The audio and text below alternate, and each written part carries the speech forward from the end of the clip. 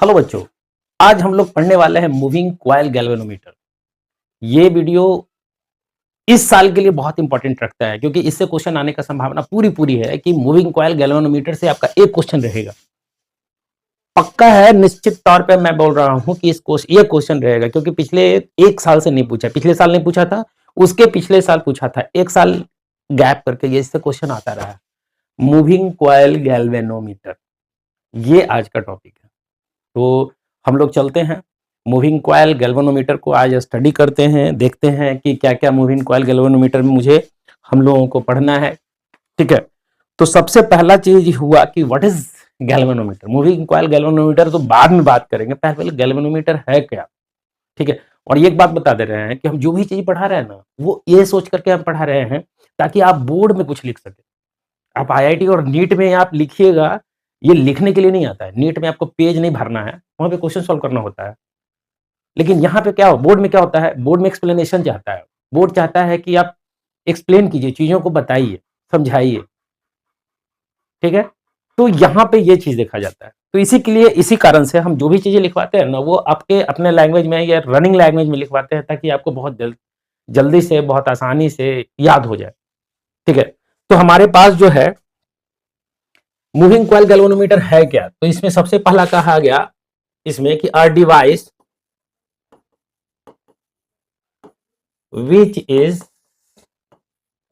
Used, इसलिए used for the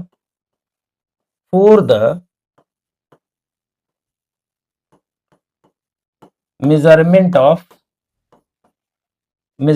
of what, तो measurement of electric current, electric current current and potential difference.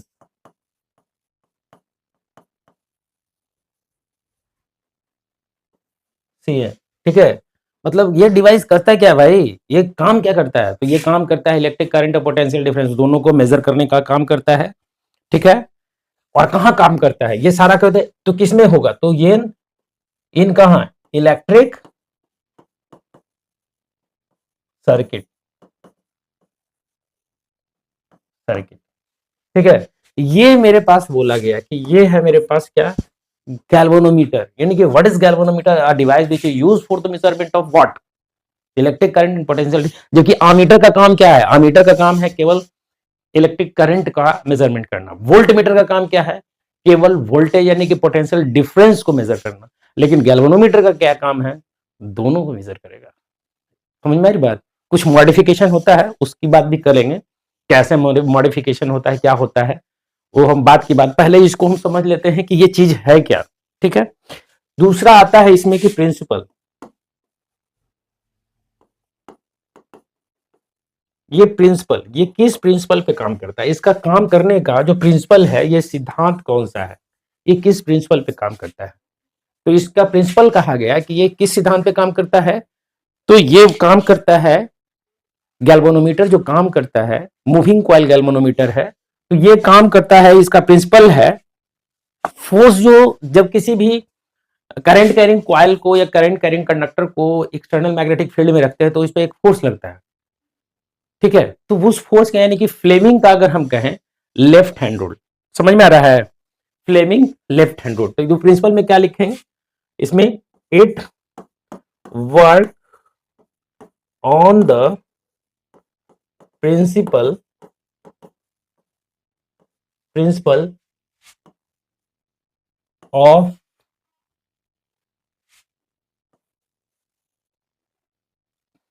Of Fleming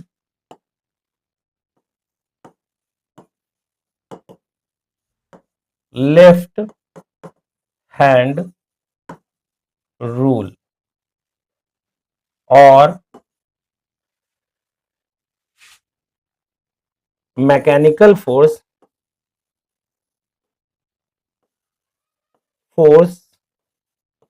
experienced by the current carrying conductor when it is placed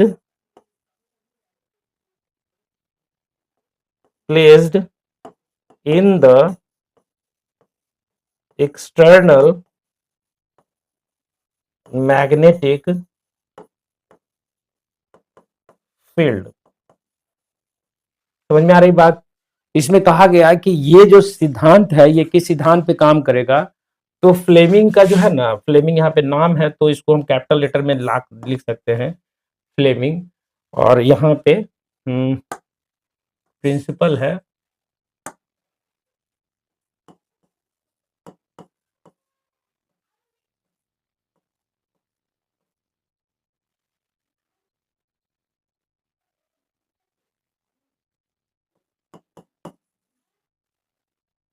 principal, रुक जाइए,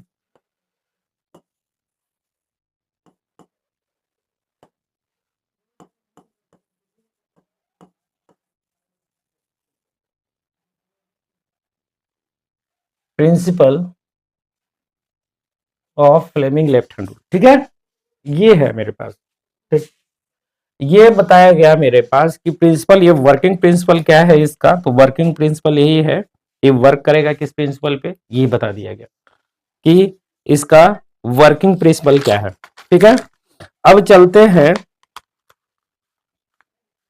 इसका construction पे। Clear है, ये समझ में आ गई। अब हम चलते हैं इसका कंस्ट्रक्शन पे, कंस्ट्रक्शन कैसे किया गया, तो इसको हम कंस्ट्रक्शन पे चले आप, तो यहाँ पे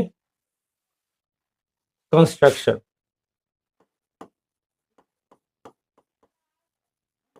कंस्ट्रक्शन देखो, कंस्ट्रक्शन पहले मैंने क्या किया देखो, तो मैंने पहले क्या किया, पहले बता दिया कि मूविंग कॉइल गैल्वेनोमीटर है क्या। ठीक है, एक डिवाइस है, ठीक, जो काम क्या करता है, तो इलेक्ट्रिक करंट, पहले मैंने ये बताया, फिर उसके बाद बताया प्रिंसिपल।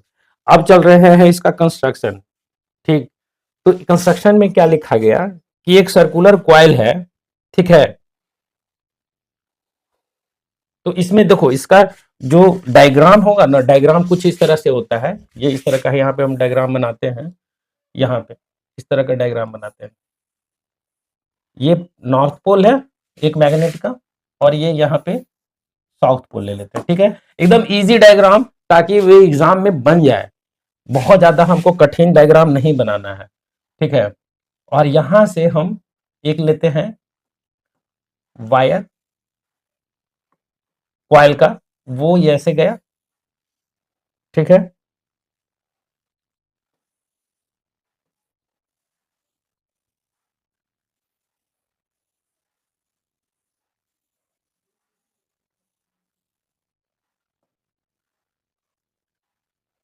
ये यहां पे आ गया, ये इसका जो एक्सिस है, ये यहाँ पे, ये यहां से एक्सिस गया है, ये एक्सिस है इस कॉइल का, ये क्या हुआ,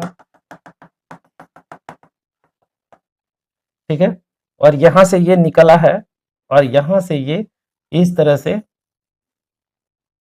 यहां से ये अटैच्ड है। ठीक है, इस तरह से ये निकल के आया, और ये टर्मिनल हो गया, T2 लेते हैं टर्मिनल, और यहां से ये जो निकला है, इसको यहां से ऐसे करके इस वायर के थ्रू यहाँ पे गया, इस वायर के अटैच साथ साथ चलेगा, और यहाँ पे एक मिरर लगा दिए। ये मिरर क्या करेगा, यहाँ से ऐसे लाइट आएगा ना, ये यहाँ से जो लाइट जा रहा है,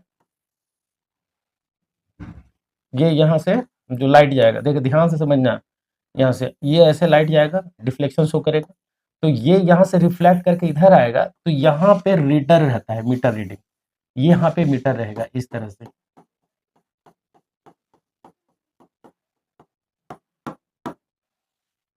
जीरो, और उसके बाद इधर यहाँ पे 10, 20, 5, 0, इस तरह से ये लगा हुआ है। ठीक है, रीडिंग देने के लिए। ये वायर जो है, ये जो इसमें अटैच है, यहाँ से इसको हम एक फिक्स कर लिए, और यहाँ से एक टर्मिनल निकाल लिए इधर T1। अब समझ में आया, ये नॉर्थ पोल है परमानेंट मैग्नेट, एक अंदर में सर्कुलर कॉइल हो गया, ठीक, सिलेंड्रिकल सर्कुलर कॉइल हो गया एक तरह से, ठीक है। और हमारे पास जो दिया गया वो क्या दिया गया, तो परमानेंट मैग्नेट दिया गया है। यहाँ पे ये स्प्रिंग है, स्पाइरल स्ट्रक्चर है,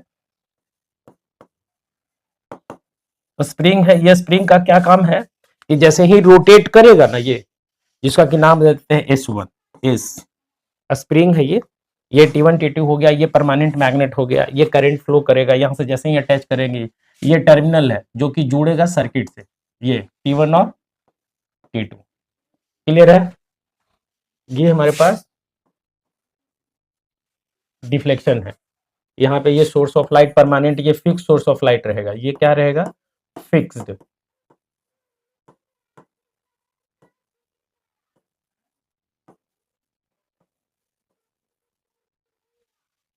ठीक है। तो कंस्ट्रक्शन में क्या लिखे हैं हम, a circular coil paved between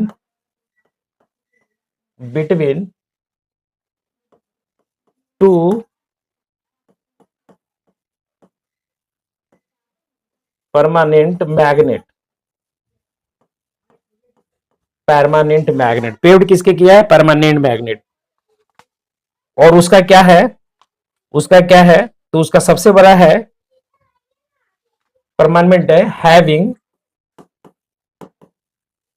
opposite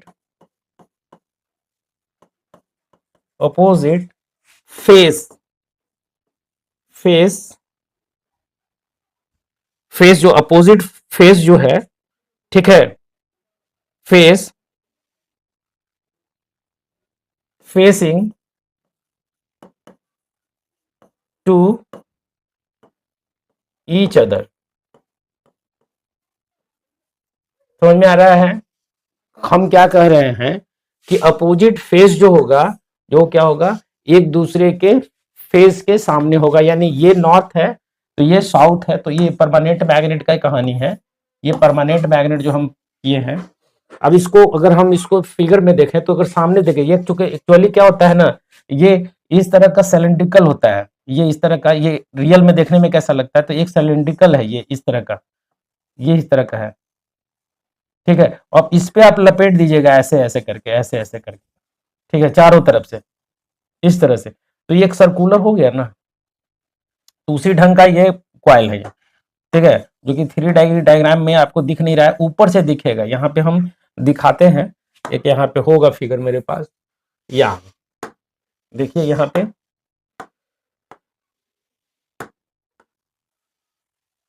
ये देखिए, यहाँ पे हमको आया है, देखिए ये है,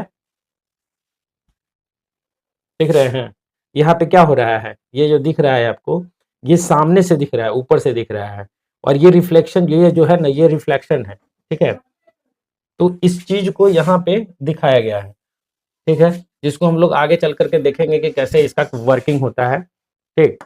अब हम लोग आगे चलते हैं, कंस्ट्रक्शन में देख लिए, construction facing to each other, construction में ज्यादा कुछ नहीं लिखना होता है, ठीक है, ठीक। अब चलते हैं इसके डायग्राम पे, तो डायग्राम हम बना दिए यहाँ पे, फिर क्या लिखेंगे हम लोग, डायग्राम,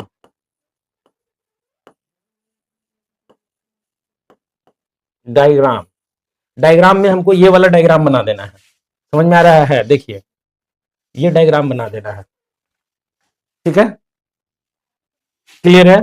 अब देखिए यहाँ पे, अब चलते हैं आगे, थोड़ा सा और आगे चलते हैं, अब इसके चलते हैं वर्किंग पे, डायग्राम मेरा हो गया वर्किंग।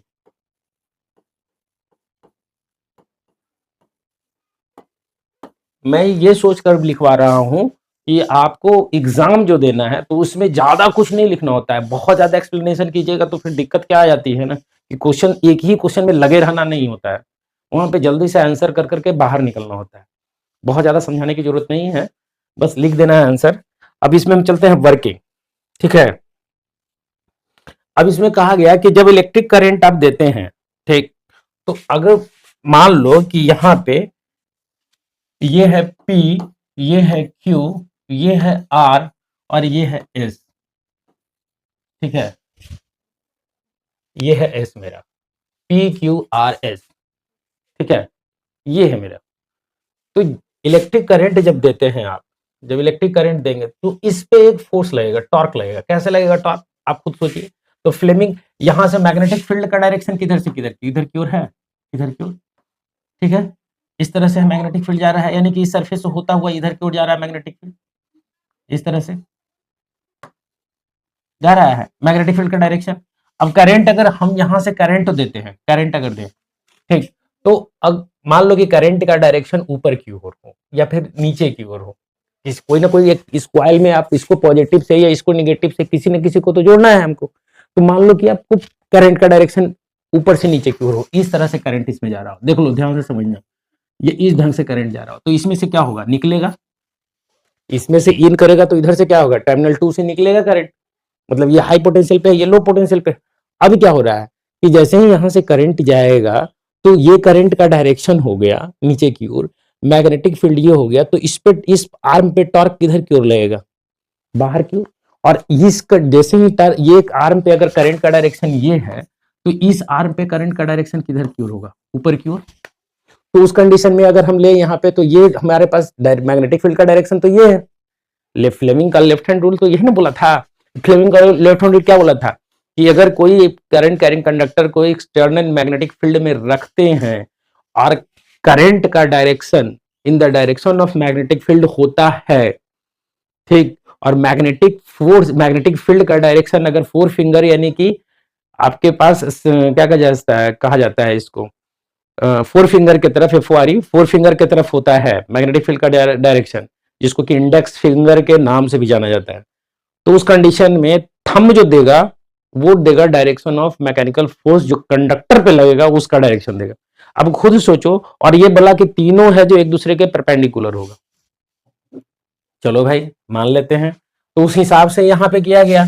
अब यहां से करंट ऊपर जा रहा है, जैसे कि इस फिगर को हम थोड़ा सा दिखाएं, थोड़ा सा इस ढंग से एक कॉइल को लेकर के दिखाएं, तो एक कॉइल के साथ क्या हो रहा है, एक कॉइल ले रहे हैं तो करंट इधर जा रहा है और इसमें आर्म में ऊपर जा रहा है।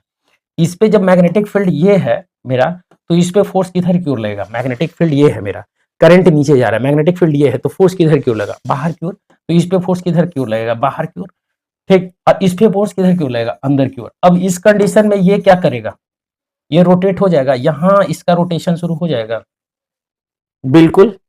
तो वही चीज को यहाँ पे हम बता रहे हैं, समझ में आ रहा है बात, कि जब हम रोटेट कर रहे हैं, रोटेट कर रहे हैं, ठीक, तो हमारे पास कैसे हो रहा है, ठीक है। तो हम आगे चलते हैं और हम लोग समझते हैं वर्किंग इसका क्या है। तो वर्किंग में कहा गया कि यहां पे कैसे कि when electric current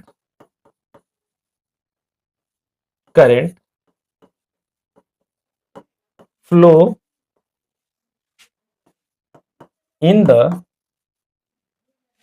coil P Q R S, then the coil experience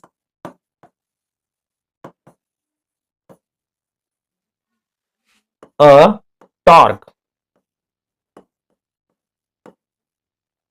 torque force। ये क्या करेगा, एक टॉर्क फोर्स एक्सपीरियंस करेगा, समझ में आ रहा है। जैसे ही हम इसको करेंगे तो ये क्या करेगा, एक टॉर्क फोर्स एक्सपीरियंस करेगा, ठीक, और इस कारण से ये सर्कुलर कॉइल क्या हो जाएगा, torque force. Due to this, यहाँ पे, यहाँ पे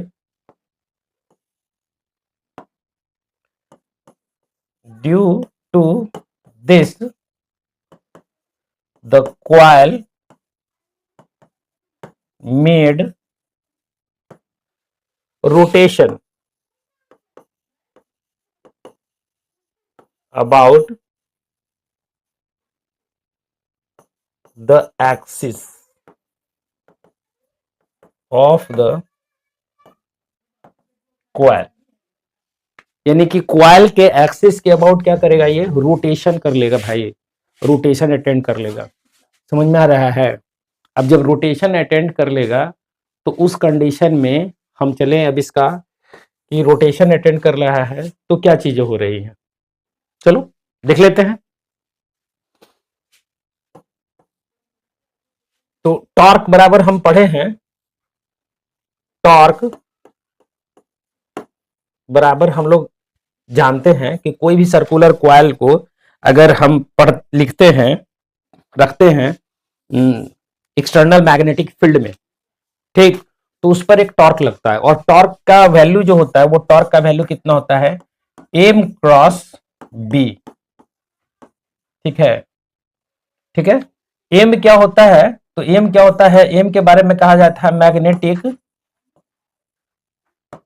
डाइपोल मोमेंट, ये क्लास में बताया जा चुका है। या टॉर्क बराबर एक फॉर्मूला होता है, एम जो होता है आई ए क्रॉस बी भी लिखते हैं हम लोग, ठीक है, यानी कि आई ए बी साइन थीटा, ये भी होता है टॉर्क का फॉर्मूला, याद रखिएगा ये। ठीक है, टॉर्क बराबर क्या होता है, आई ए क्रॉस बी, या फिर हमारे पास क्या हो जाएगा, एम क्रॉस बी, और एम यानी कि एम यहाँ पे आई ए को रिप्रेजेंट करता है। ठीक है, क्लियर है? अब यहां पे कहा गया टॉर्क में, यहां से लिखें तो हम क्या लिखें, आई ए बी, क्या लिखेंगे, sine theta, sine theta. Clear है? If the coil having one turn, ये कब होगा, जब वो एक टर्न होगा, लेकिन जब कॉइल में एन टर्म होगा, but when coil having an turns, तो हर एक टर्न टॉर्क लगाएगा, जाहिर सी बात है। अरे नंबर ऑफ टर्न्स अगर कॉइल है ज्यादा है, खुद सोच लो आप, जब नंबर ऑफ टर्न्स एन है तो एन है, तो उस कंडीशन में टॉर्क क्या हो जाएगा, तो टॉर्क बराबर क्या हो जाएगा, N I A B sine theta. ठीक है, अब बताए ए क्रॉस बी के बीच का एंगल है थीटा, हम रोटेट किए हैं, ये बता रहा है, रिप्रेजेंटेशन वही है। ठीक है, अब अगर थीटा 90 डिग्री हो, 90 डिग्री के केस में क्या होगा, मैक्सिमम टॉर्क लगेगा, 0 डिग्री के केस में क्या होगा, मिनिमम टॉर्क लगेगा। ठीक, तो उस कंडीशन में क्या होगा, हमारे पास टॉर्क अगर हम कहें तो यहां से हम चलें तो यहां लिखते हैं हम फॉर मैक्सिमम टॉर्क, टॉर्क बराबर क्या आ जाएगा, एम आई ए बी। ठीक है, क्योंकि साइन थीटा का वैल्यू कितना होता है, थीटा का वैल्यू कितना होता है, थीटा 90 डिग्री का वैल्यू 1 होता है। क्लियर है? ये यहां पे बता दे रहे हैं, बता ये कि एरिया ऑफ कॉइल है, याद रखिएगा ये। आई यहां पे करंट है,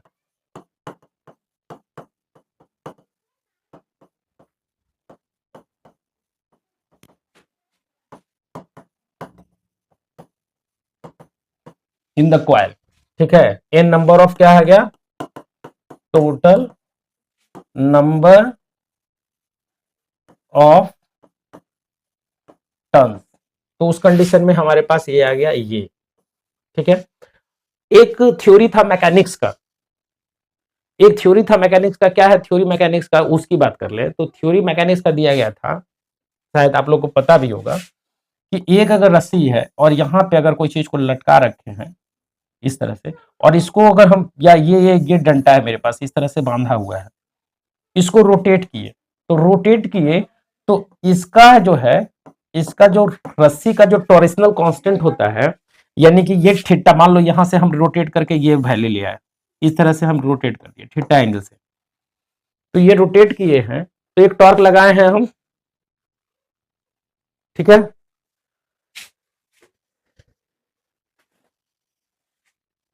ठीक है, तो यहां पे एंगल कितना है मेरे पास, थीटा। अब ध्यान से समझना है यहां पे, ठीक है।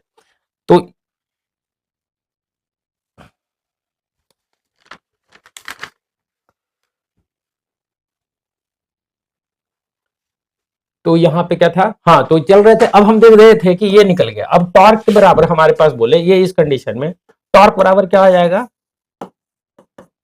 के into theta.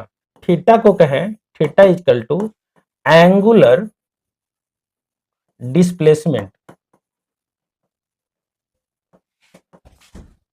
Of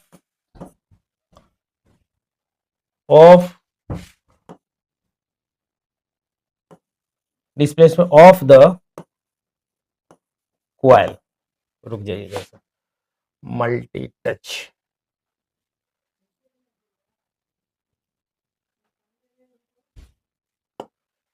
multi touch का कौन ऑप्शन आता है,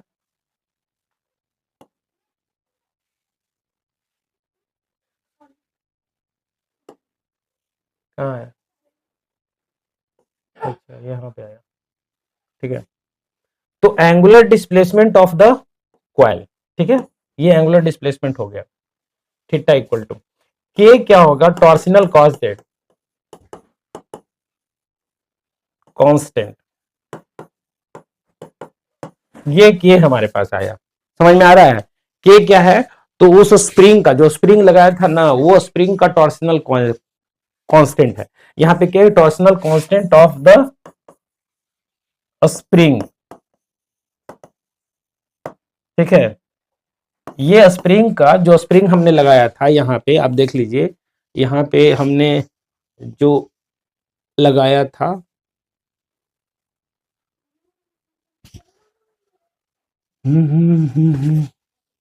के के थीटा। अब हम टॉर्सनल जो लगाए थे उसकी बात कर लें, तो ये देखिए यहाँ पे हम बताए थे आपको, ये देखिएगा, ये जो स्प्रिंग है ना, ये स्प्रिंग, इस स्प्रिंग का, ये जो स्प्रिंग हमारे पास दिख रहा है, इस स्प्रिंग का ही हम टॉर्सनल कांस्टेंट है, क्या है, के है, ठीक है। इसी के की बात कर रहे हैं, ठीक है। तो यहां पे भी हम चले आए, तो हमारे पास क्या आया, देखिए, तो टॉर्सनल कांस्टेंट क्या आया, के थीटा। अब ये के थीटा जो है, ये के थीटा किसके बराबर हो जाएगा, यानी कि के थीटा किसके बराबर आएगा मेरे पास, एन आई ए बी, ठीक है। के थीटा आया एन आई ए बी, ठीक है। अब यहां से हम देखें तो आई इक्वल टू क्या आ जाएगा, K theta upon N A B आएगा। K theta equal to N A B, इसको इस रूप में भी लिख सकते हैं ना हम लोग, के इंटू के बटा में N A B into theta, ठीक है। अब ये थीटा के कारण ये डिफ्लेक्शन दे रहा है, थीटा क्या है, तो इसको हम लिख सकते हैं, थीटा को ये भी लिख सकते हैं, डिफ्लेक्शन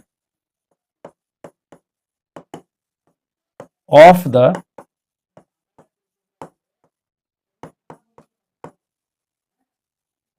गैल्वेनोमीटर, थीटा को लिख सकते हैं, ठीक।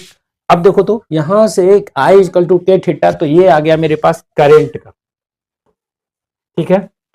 अब चलते हैं हम इसी को, ये जो जी के आया ना, इसी को कहा गया, यानी कि I equal to G into theta बोले, और जी को क्या कहा गया, G is called K upon N A B called galvanometer constant, क्या नाम दे दिया गया, गैल्वेनोमीटर कांस्टेंट नाम दिया गया जी को, क्लियर है। ये मेरे पास यहां से क्वेश्चन आएगा, ठीक है, यहां से आपको क्वेश्चन पूछा जाएगा, यहां से क्वेश्चन पूछा जाएगा, गैल्वेनोमीटर कांस्टेंट जो है वो किसके बराबर होता है, ठीक है, क्लियर है। अब बताओ कि लग रहा है कि करंट जो है, यहां से करंट डायरेक्टली प्रोपोर्शनल हो गया थीटा के, जो कि क्या बता रहा है, डिफ्लेक्शन को बताता है, ठीक, मतलब ये कि हम जो अभी बता रहे थे, जब हम देखे थे कि बात कर रहे थे यहाँ पे इसका, देखो तो आप यहाँ पे, तो एन ए बी अपॉन के आया यहाँ से, ये देख रहे हैं, इसको हम अगर ऐड करते हैं व्हाइट बोर्ड पे, यहाँ देखिएगा, देखिए अब ये जो आपके पास आ रहा है के थीटा, हम यहाँ पे एक टर्म यूज करें, करंट सेंसिटिविटी, क्या नाम देते हैं, करंट करंट सेंसिटिविटी, सेंसिटिविटी यही ना है,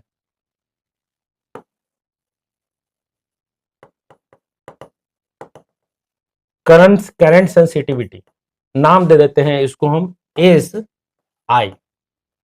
ठीक है, तो करंट सेंसिटिविटी क्या बताया है कि डिफ्लेक्शन पर यूनिट करंट को बताता है, क्या बताता है, डिफ्लेक्शन पर यूनिट, यानी कि इसको यहां पे लेके चले, डिफ्लेक्शन पर यूनिट करंट, इसको डिफाइन करें तो क्या लिखेंगे, deflection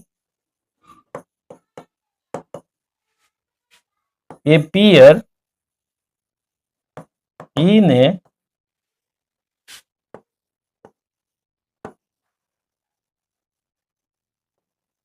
galvanometer per unit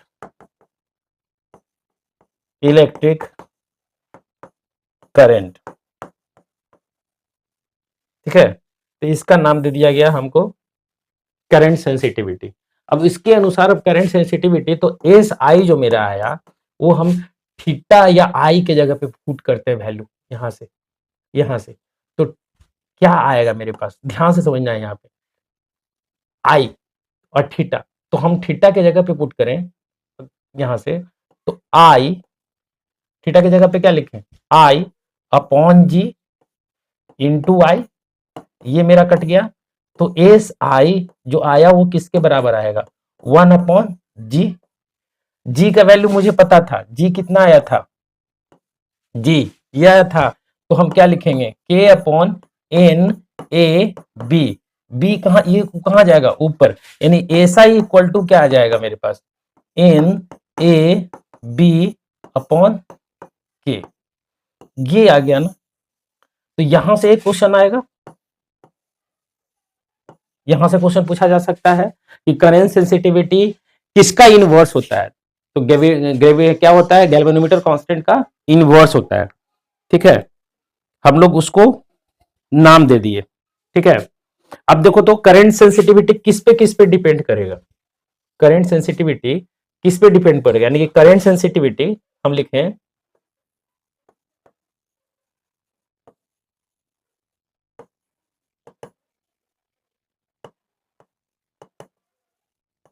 depends on first, किसके डायरेक्टली प्रोपोर्शनल है, नंबर ऑफ टर्न्स के डायरेक्टली, यानी कि एस आई जो है डायरेक्टली प्रोपोर्शनल किसके है, नंबर ऑफ टर्न्स के। ठीक है, S I sensitivity of current directly proportional किसके है, एरिया के, एस आई डायरेक्टली प्रोपोर्शनल किसके है, मैग्नेटिक फील्ड के। ठीक है, जबकि एस आई इनवर्सली प्रोपोर्शनल किसके है, स्प्रिंग कांस्टेंट के, यानी स्प्रिंग कांस्टेंट बड़ा रहेगा तो डिफ्लेक्शन बहुत छोटा दिखाएगा, और यानी कि और ये टोरिशनल कांस्टेंट का वैल्यू बहुत छोटा रहेगा तो डिफ्लेक्शन मेरा क्या होगा, बहुत बड़ा, यानी कि बहुत ज्यादा एक्यूरेट बताएगा करंट की वैल्यू को। समझ में आ रही बात, तो ये यहां पे आया, करंट सेंसिटिव की बात कर ली। अब चलते हैं हम लोग इसमें वोल्टेज सेंसिटिविटी, क्या नाम दे देते हैं, voltage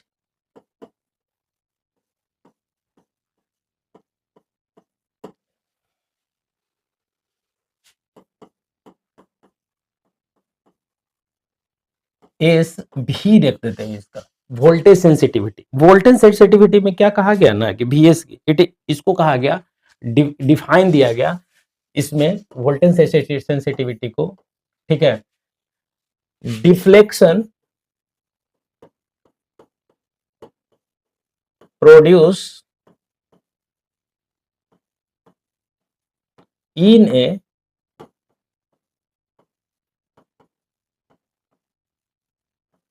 galvanometer per unit volt और पोटेंशियल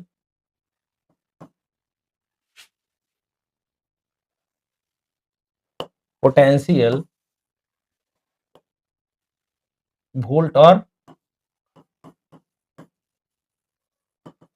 पोटेंशियल डिफरेंस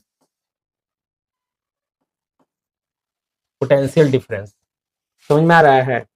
इसमें कहा गया कि गैल्वेनोमीटर यानी कि एस भी जो होगा deflection per unit potential difference S upon भी को रिप्रेजेंट किया गया। अब रही बात कि हमको भी बराबर क्या निकल के आता है, आई इंटू आर। हमारे पास भी इक्वल टू आई आर, यहाँ इस केस के लिए आर, तो यहां से अगर हम ले आई आर तो यहाँ पे क्या आ जाएगा, रिलेशन क्या आ जाएगा, भी इक्वल टू आई आर का रिलेशन जो आएगा वो क्या आएगा, खुद सोचिए। हमारे पास क्या आएगा, तो कहोगे कि सर क्या आएगा मतलब पुट कीजिए, तो बात सही है। एस भी लिखते हैं हम थीटा अपॉन, यहां पे लिखें भी के जगह पे क्या लिखें, आई आर लिखते हैं। यहां पे है ना, चलता नहीं है कार।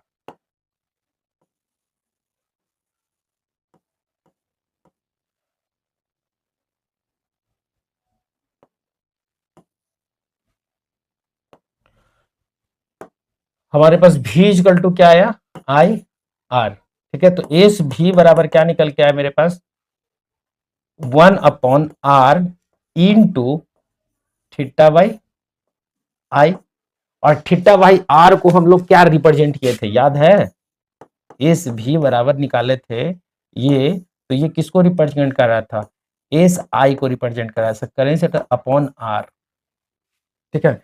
यहां से क्या निकल के आया, देखिए तो एस भी अपॉन आर, यहां पे ये निकल के आया, समझे। यहां पे आर को कहा गया रेजिस्टेंस जो है ऑफ, देखो यहां पे इस चीज को यहां पे हम लोग देख लेते, देख लीजिए आप, यहां पे है वर्किंग में चले हैं, देखिए यहाँ पे वर्किंग है, deflection rotation deflection of the coil proportional to the current passing through it, measurement यहाँ पे ले लिया, यहाँ पे what are the main component of the galvanometer पे चले हैं, तो यहाँ पे कौन कौन सा कंपोनेंट था हमारे पास, तो कॉइल है, सॉफ्ट आयरन कोर है जिसपे कि कॉइल को रेस्पेंड किया गया, सस्पेंडेड कॉइल है, पॉइंटर स्केल है, कंट्रोल स्प्रिंग है, सबसे बड़ा स्प्रिंग का ही रोल होता है, ठीक है। तो ये हम देख रहे थे, क्लियर है। अब यहाँ पे हम फिगर की बात कर ले, तो फिगर में हम लोग देखे, यहाँ पे डिफ्लेक्शन की बात की, यहाँ पे इस फिगर में हम देख लिए, देख लीजिए, यहाँ पे चले आते हैं, इसको ले लेते हैं,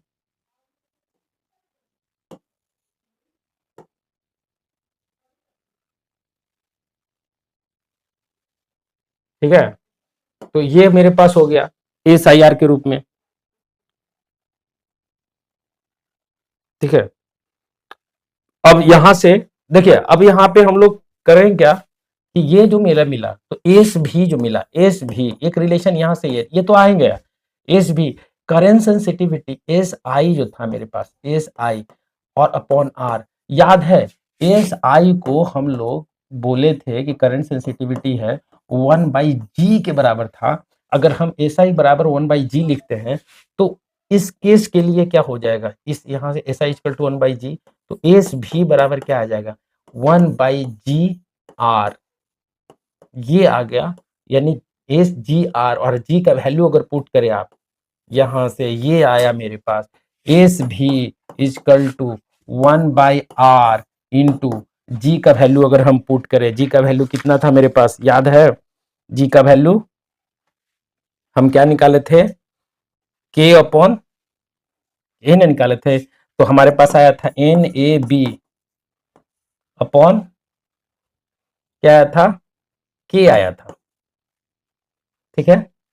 यही था ना?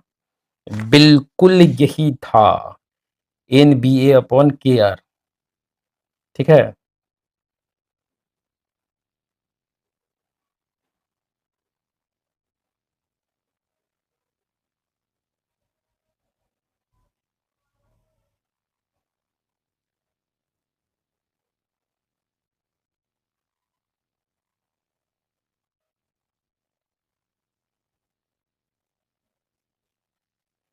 ठीक है? ये मेरे पास आ गया, एक रिलेशन ये भी निकल गया। क्यों आया? क्योंकि SI बराबर हम निकाले हैं, SI बराबर क्या निकाले? NBA अपॉन K, तो NBA अपॉन K का वैल्यू पुट कर दिए, ये हमारे पास कांस्टेंट है। ये R जो है रेजिस्टेंस है, रेजिस्टेंस किसका है? तो गैल्वेनोमीटर का है। ये गैल्वेनोमीटर का रेजिस्टेंस है। तो ये हमारे पास निकला, एक रिलेशन ये निकला, ठीक है? एक रिलेशन ये निकला, ये सब रिलेशन से एक रिलेशन यहाँ पे ये निकला, ठीक है? ये सारे रिलेशन से आपके पास क्वेश्चन रहेगा, निश्चित तौर पे रहेगा। तो ये याद रखना है कि हमारा क्वेश्चन किस तरह का। तो आज का वीडियो आपको कैसा लगा मुझे मेरे कमेंट सेक्शन में जरूर से जरूर बताइए। अगर इस चैनल पे पहली बार आए हैं तो सब्सक्राइब कर लीजिए। अगर आप इसका सब्सक्राइबर पहले से हैं तो इस चैनल को जो भी वीडियो डाला जाता है उसको सुझाव दीजिए, और लाइक बटन और सब्सक्राइब बटन का जरूर बटन दबा दीजिए। अगर सब्सक्राइब कर चुके हैं तो शेयर कर दीजिए, और लाइक तो जरूर कीजिए भाई। लाइक आपका बहुत ज़्यादा महत्वपूर्ण होता है मेरे लिए, ठीक है? तो आज के लिए बस इतना ही, फिर मिलते हैं नेक्स्ट वीडियो में।